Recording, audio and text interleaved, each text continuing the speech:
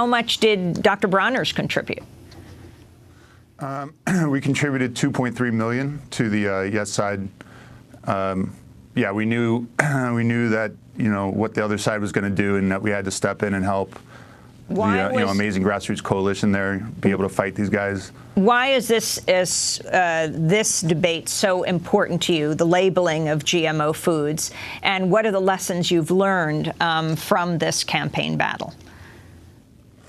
Well, basically 6 chemical companies have bought the seed industry in this country and are engineering resistance to their weed killer. So when you hear with genetic engineering, oftentimes it'll be spun like it's going to be vitamins and rice or nitrogen fixing, but that's not the reality. The reality on the ground is it's about chemical companies selling weed killer, and most of these crops, 80% of the genetically engineered acreage is engineered to resist Roundup, which is Monsanto's leading weed killer.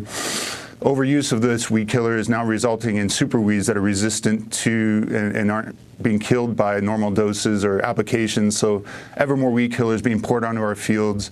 Next generation genetically engineered crops in a pipeline are being engineered to resist dicamba and 2,4-D. These are much more toxic. Weed killers are older, much more toxic. 2,4-D is the main ingredient in Agent Orange, which coincidentally both Monsanto and Dow also manufactured. This is the exact wrong direction as a society we should be going in. We need to be getting off the chemical treadmill, and genetic engineering as applied is basically doubling down on this, unsustainable chemical model of industrial agriculture. Well, given the fact that the public does want the right to know on labeling of GMO products, why are the chemical companies, what arguments are they able to use in initiatives like what happened in Washington to defeat these measures? Well, it's kind of the classic playbook on the no side of, the big money corporations. What they don't really take on the right to know. It's a big loser for them. But it's they'll kind of raise these false specters of your food costs are going to go up by $500 a family. That this initiative is written poorly and is be a bureaucratic nightmare. This is kind of like the no side playbook. You don't really take on the issue. You just say, well, this might be a good idea, but this initiative is terrible. And they just kind of manipulate people's fears and kind of take away their confidence in voting for their own interests. It's a very sophisticated propaganda machine. I mean, $22 million in a state like Washington. I mean, you could not turn around without being bombarded with their garbage.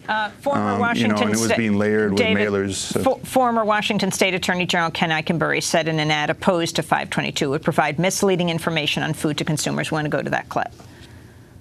General, I work to protect consumers from misleading product information. That's why I oppose Initiative 522.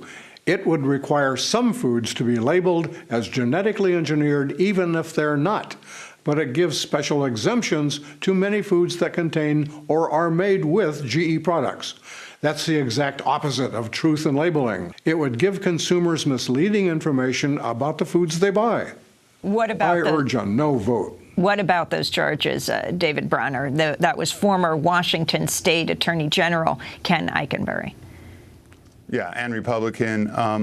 It's ridiculous. Basically, the disclosure of genetic engineering would apply to all foods that currently have to disclose ingredients and nutrition information, and doesn't apply to foods that don't. It just follows general federal labeling guidelines, and if we don't, we're going to get preempted. We can't.